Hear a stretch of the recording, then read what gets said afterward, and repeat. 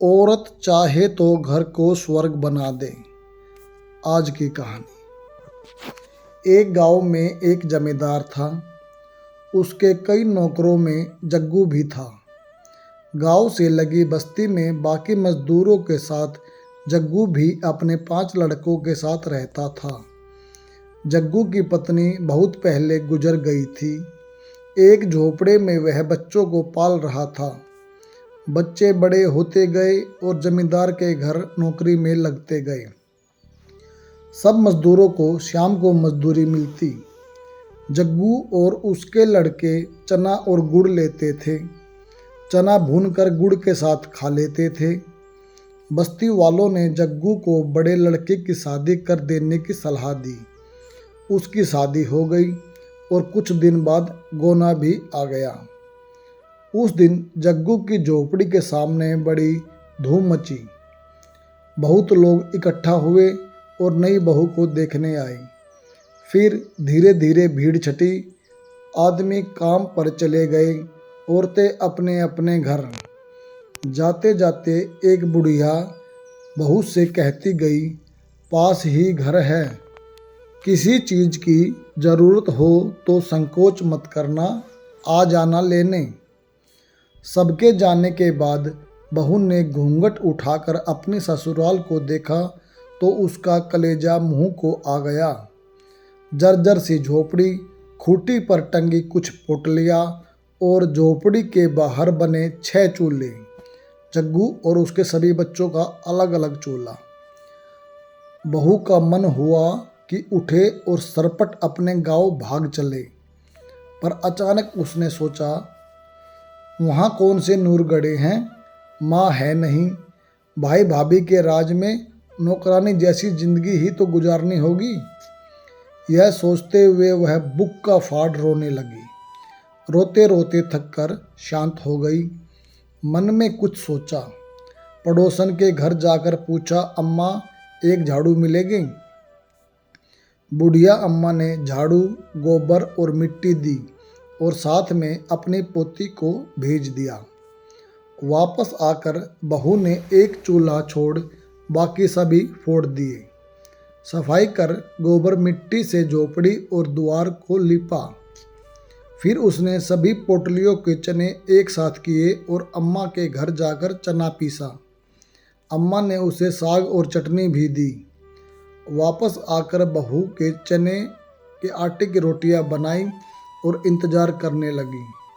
जग्गू और उसके लड़के जब लौटे तो एक ही चूल्हा देखकर भड़क गए। चिल्लाने लगे कि इसने तो आते ही सत्यानाश कर दिया। अपने आदमी का छोड़ सभी का चूल्हा फोड़ दिया। झगड़े की आवाज़ सुन बहू झोपड़ी से निकलकर बोली, आप लोग हाथ मुंह धोकर बैठिए, मैं खाना निकालती हूँ। सब अचकचा गए, हाथ मुंह धोकर बैठे। बहू ने पत्तल पर खाना परोसा, रोटी, साग, चटनी। मुद्दत बाद ऐसा खाना मिला था कि वे देखते रह गई। अपनी अपनी कथरी ले वे सोने चले गए। सुबह काम पर जाते हुए बहू ने सभी को एक एक रोटी और गुड़ दिया। चलते समय जग्गू से उसने पूछा, बाबूजी, मालिक आप लोगों को चना और गुड़ ही देता है क्या? जग्गू ने बताया कि मिलता तो सभी अन्न है, पर वे चना गुड़ ही लेते हैं, आसान रहता है खाने में। बहू ने समझाया कि सब अलग अलग प्रकार का अनाज लिया करें। देवर ने बताया कि उसका काम लकड़ी चीरना है। बहू ने उसे घर के लिए ईंधन भी लाने को कहा।